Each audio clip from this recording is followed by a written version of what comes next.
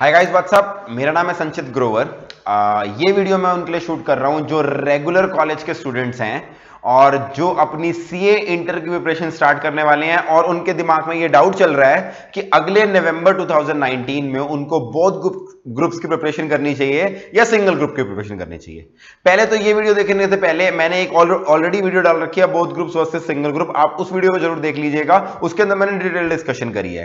Regular students के लिए मैं वीडियो अलग बना रहा हूं क्योंकि आपकी जो टाइम मैनेजमेंट है और एक नॉर्मल स्टूडेंट जो कॉरेस्पॉन्डेंस से कर रहा है, जो डिस्टेंस स्टडी से अपनी बीकॉम को अपनी ग्रेजुएशन को कर रहा है, उसमें डिफरेंस है। इसीलिए ये पॉइंट्स सिर्फ स्पेशली लगेंगे ग्रेजुएशन वालों पे। पहले आप वो वीडियो देख लीजिए, उसके बाद इस वीडियो को देखिए। सबसे पहले बात करते हैं, अगर आप ग्रेजुएशन स्टूडेंट हैं आपको बोथ ग्रुप्स देने चाहिए या सिंगल ग्रुप। अगेन ये डिपेंड करता है पहले अपने पर्सनल पर्सपेक्टिव पे कि आप इस समय कौन सी सिचुएशन में प्लेस्ड हैं। मैं भी देखो ये चीज जानता हूं कि रेगुलर स्टूडेंट्स, आप रेगुलर कॉलेज में कई बार जाते हैं तो आप में से काफी सारे स्टूडेंट्स बिना कॉलेज जाए भी अटेंडेंस लगवा सकते हैं। ये एक ऐसी चीज है जो आई थिंक हम सबको पता है, अटेंडेंस लग जाती है, प्रॉक्सीज लग जाती हैं। तो पहले तो आपको ये पूछना है कि क्या आपके पास बिना जाए काम चलता है आपका या नहीं चलता। अगर आपके कॉलेज में अटेंडेंस को लेकर बहुत ज्यादा स्ट्रिक्टनेस है तो अलग बात है। अगर आपका कॉलेज ज्यादा स्ट्रिक्ट नहीं है अटेंडेंस को लेकर तो माय सजेशन इज अपने कॉलेज को छोड़िए, आप अपनी सीए पे फोकस कीजिए। बिकॉज कॉलेज के एग्जाम आप कॉलेज जाओ या ना जाओ उसमें आप अटेम्प्ट कर सकते हो। बट अगर आपकी स्ट्रिक्टनेस है तो आप ये सुनो, ठीक है जी। अगर कॉलेज में स्ट्रिक्टनेस नहीं है फिर तो आप जो वीडियो में मैंने आपको सजेशन दिया, treat yourself as a non regular student और उसी स्ट्रेटजी पे चलो जो मैं ऑलरेडी इससे पहले वाली वीडियो में डिस्कस कर चुका हूं। अगर आप रेगुलर स्टूडेंट और आपको अटेंडेंस देना है कंपलसरी, मतलब आपको कॉलेज जाना है जरूरी, तो अब आपके पास लिमिटेड टाइम रह गया। अब क्या किया जाए? देखो, दो ग्रुप के अंदर वन ऑफ द बेनिफिट जो मैंने अपनी लास्ट वीडियो में गिनवाए थे वो ये थे कि आपके 6 महीने बचते हैं।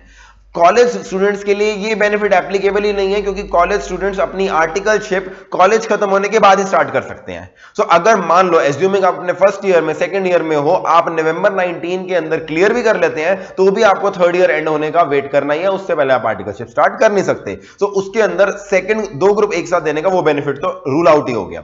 बाकी बेनिफिट हमारे क्या थे? आप रैंक के लिए एलिजिबल हो, आप सेट ऑफ के लिए एलिजिबल हो। हाँ, वो बेनिफिट आप पे भी अप्लाई करेंगे। तो पहली चीज आपको खुद को अपने आप से पूछना है कि क्या आप रैंक एम कर रहे हो या नहीं कर रहे हो। उसके लिए आपको अपना एकेडमिक बैकग्राउंड, आपका पढ़ने का स्टाइल, आपको सब कुछ देखना पड़ेगा। वैसे मैं आपको इंफॉर्मेशन के लिए बता दूं, पिछली कई अटेम्प्ट से ये देखा गया है जो भी हमारे रैंक होल्डर्स होते हैं, अगर दिल्ली की बात करें, अगर वो रैंक होल्डर टॉप 3 दिल्ली से आ रहा है तो वो दिल्ली यूनिवर्सिटी के रेगुलर कॉलेज से ही आता है। ऐसा क्यों है मुझे नहीं पता, मे बी वो इनहेरेंटली इंटेलिजेंट थे इसलिए वो एक अच्छे कॉलेज में भी है और वो अपनी पढ़ाई को भी मैनेज कर पाए, या वट एवर द केसेस। मैं ये बोलना चाहता हूं कि रेगुलर कॉलेज वाले भी रैंक ले सकते हैं अगर वो दो ग्रुप के लिए प्रिपेयर करें। सर, अगर मैं दो ग्रुप के लिए प्रिपेयर होना चाहता हूं तो क्या मुझे नवंबर 19 में देना चाहिए? उस केस में अगर आप रेगुलर कॉलेज भी जा रहे हैं, 9 मंथ्स में दो ग्रुप प्रिपेयर करना बहुत मुश्किल है। आपको वहां भी अटेंडेंस का देखना है, आपके बहुत लिमिटेड समय रह जाएगा। क्लासेस करना, प्रिपरेशन करना, रेगुलर कॉलेज को देखना पॉसिबल नहीं हो पाएगा। तो I would suggest either go for one group in November 19, but अगर आप रैंक को एम कर रहे हैं then go for both groups in 15 months, that is May 2020। 15 महीने में दो ग्रुप्स की तैयारी कीजिए। अगर आप 9 मंथ का पेपर देना चाहते हैं तो एक ग्रुप की ही दे पाएंगे, आप दोनों ट्राई मत कीजिए क्योंकि प्रेशर बहुत ज्यादा बिल्ड हो पाएगा।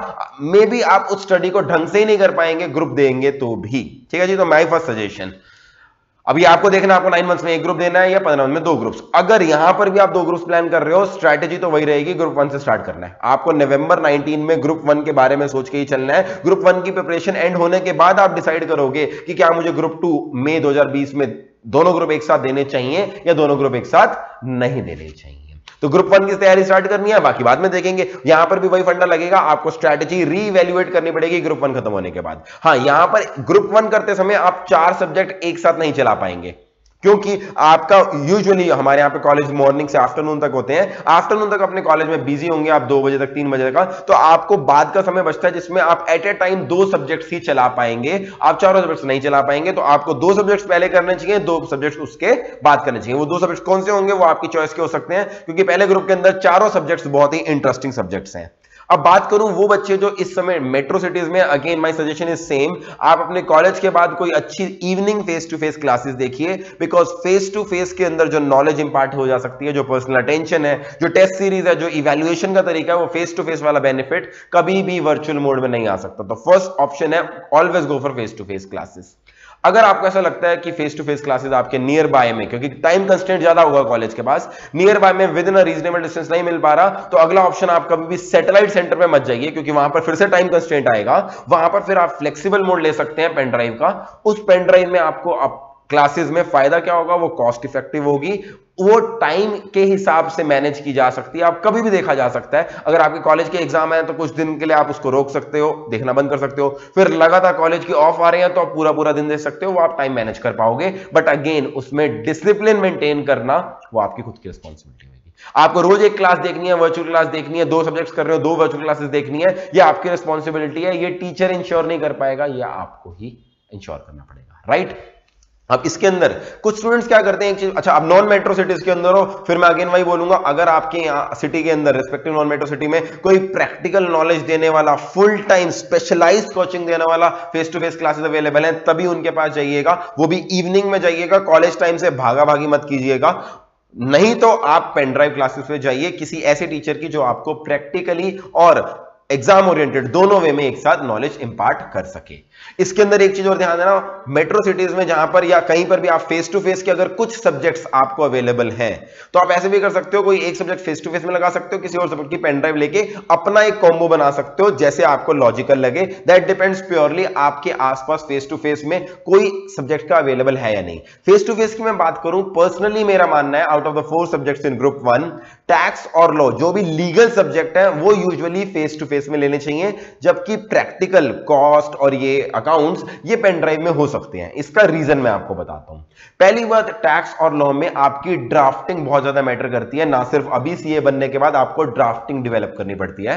वो ड्राफ्टिंग तभी पॉसिबल है अगर आप रेगुलर टेस्ट दें, आपको कोई पर्सनलाइज एक्सपीरियंस में आपकी गलतियां बता सके। सो ड्राफ्टिंग इज वन पॉइंट जहां पर फेस टू फेस क्लासेस बहुत जरूरी है, जहां जिसकी वजह से टैक्स और लॉ में फेस टू फेस फायदेमंद होती है। दूसरी चीज, टैक्स और लॉ कभी भी प्रैक्टिकली पढ़नी है तो you have to think of different scenarios जहां पर वो लॉ लगाया जाए। मतलब आपके दिमाग में बहुत सारे डाउट आने चाहिए, सर ये जो आपने पढ़ाया अगर इस कंडीशन में हो तो क्या होगा, ऐसा होगा तो क्या होगा। बड़े इफ एंड बट किए जा सकते हैं। अकाउंट्स में और कॉस्ट में ऐसा स्कोप नहीं होता, क्योंकि they are not based on any law. So ये जो इफ एंड बट सिचुएशन है, ये फेस टू फेस क्लासेस में और बढ़िया से हो सकती हैं, क्योंकि पेन ड्राइव मोड में देखिए, मैं भी कुछ टैक्स का टीचर हूं, मेरी एक लिमिटेशन है कि मैं बहुत ज्यादा इफ एंड बट नहीं कर सकता वर्चुअल मोड में।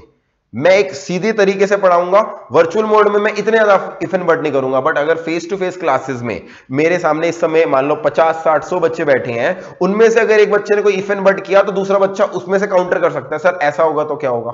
तीसरा बच्चा उसमें पूछ सकता है, सर ऐसा होगा तो क्या होगा। I have to answer all of them. और होता क्या, कई बार डाउट वो आपके मन में आ रहा होता है, कोई दूसरा बच्चा पूछ लेता है आपके बिहाफ पर, फिर आप एक फर्दर डाउट पूछते हो, तो वो जो डिस्कशन होती है वो बहुत ज्यादा प्रोडक्टिव हो जाती है in case of face to face classes for law and tax related subjects. तो आप चाहें तो फेस टू फेस और ऐसे पेन ड्राइव का कॉम्बो भी बना सकते हैं। इट ऑल डिपेंड्स ऑन आप कहां पर हो। बट प्रिंसिपली मैं आपको क्रक्स बताऊं इस वीडियो का, प्रिंसिपली मैं यही बोलूंगा, अगर आप रेगुलर स्टूडेंट है, नवंबर 19 में ग्रुप 1 की तैयारी करनी शुरू कर दीजिए। दोनों ग्रुप देने हैं तो मई 2020 के अंदर, और एट ए टाइम ग्रुप 1 में आपको 2 सब्जेक्ट्स की प्रिपरेशन स्टार्ट करनी है। वो 2 सब्जेक्ट्स आपने चूज करने हैं, उनमें सैटेलाइट जाना है, उनके अंदर फेस टू फेस जाना है या पेन ड्राइव मोड के अंदर जाना है, वो आपकी मर्जी है। सैटेलाइट सेंटर आप तभी जाना अगर वो बिल्कुल आपके पास है और वो आपकी टाइमिंग से परफेक्ट मैच हो रहा है। अगर वो टाइमिंग से मैच नहीं हो रहा, then there is no use of satellite centre, then all the other virtual mode pen drive classes would be better suited for you. हां, एक चीज याद रखना, रेगुलर कॉलेज में प्रेशर थोड़ा ज्यादा होगा, बट इतिहास गवाह है सीए रिजल्ट्स का, जितने भी रेगुलर वाले होते हैं हमेशा वही बढ़िया रैंक लाते हैं। सो आप ही वो लोग हो जिनकी रैंक्स लाने की प्रोबेबिलिटी और भी ज्यादा है अगर आप ढंग से प्रिपरेशन करो। So all the very best. आपको कोई भी डाउट्स हो, आप नीचे दी गई नंबर्स पे मुझे मैसेज कीजिएगा। I will try to answer them at the earliest. नहीं तो यूट्यूब पे भी आप कमेंट कर सकते हो, मैं उसके नीचे आंसर दे करूंगा। Stay connected with us. कोई भी डाउट्स हो और बताइएगा। Thank you so much. This was Sanchit Grover. Thank you so much.